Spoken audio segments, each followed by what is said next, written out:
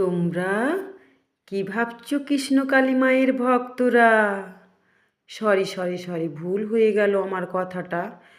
মঙ্গলা মায়ের ভক্তরা, যে এত খবর সোমাওয়াল আর শিবশ্যামা মায়ের পূজারিনী শ্যামামা কি করে পাচ্ছে?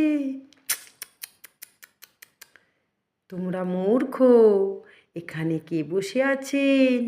সোমাওয়াল সোমামা কি করে এত কথা বলছে? একবার ব্রেন খাটাও তো।